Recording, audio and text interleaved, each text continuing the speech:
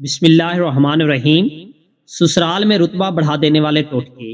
موٹاپے کو کم کرنا ہے تو نیم گرم پانی میں لیموں کا رس اور سفید زیرہ ملا کر پی لیں۔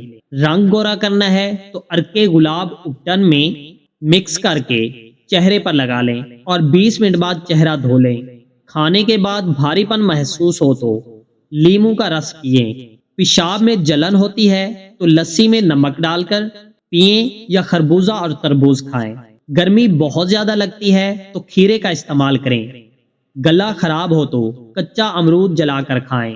پلکیں لمبی اور گھنی کرنی ہو تو زیتون کا تیل لگائیں۔ کھانسی گلے کی خراش میں ملٹی کا استعمال کریں۔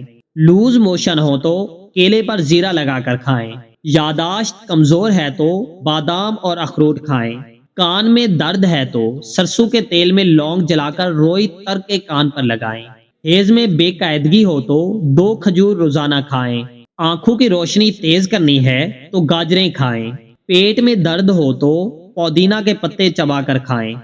سردی بہت لگتی ہے تو دیسی انڈے کھائیں یا مرغ کی یخنی پئیں۔ فوراً بخار ختم کرنے کا آسان ترین ٹوٹکا۔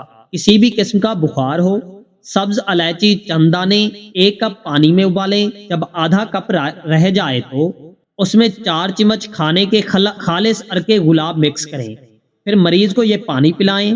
اس سے مریض کو بے حد پسینہ آتا ہے جس سے بخار ٹوٹ جاتا ہے۔ کلینزنگ کا بہترین طریقہ: ٹھنڈے دودھ سے روئی کی مدد سے پورا چہرہ صاف کریں۔ اس کے بعد 2 کھانے کے چمچ ارکے گلاب، 1 چائے کا چمچ شہد اور 1 چائے کا چمچ دہی ملا کر مکسچر بنا لیں۔ اس مکسچر کا لیپ چہرے پر لگا لیں اور 15 منٹ کے بعد چہرہ دھو لیں۔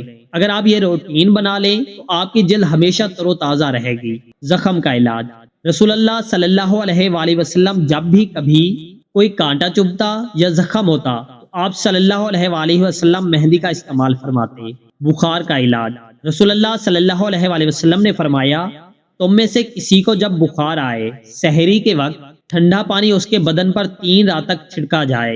معدے کی صفائی: رسول اللہ صلی اللہ علیہ وآلہ وسلم نے فرمایا، انار کو اس کے اندرونی چھلکے سمیت کھاؤ کیونکہ یہ معدے کی صفائی کرتا ہے۔ پیٹ کے کیڑوں کا علاج: حضرت ابن عباس بیان کرتے ہیں کہ رسول اللہ صلی اللہ علیہ وآلہ وسلم نے فرمایا، نہار منہ کھجوریں کھایا کرو کیونکہ اس سے پیٹ کے کیڑے مر جاتے ہیں۔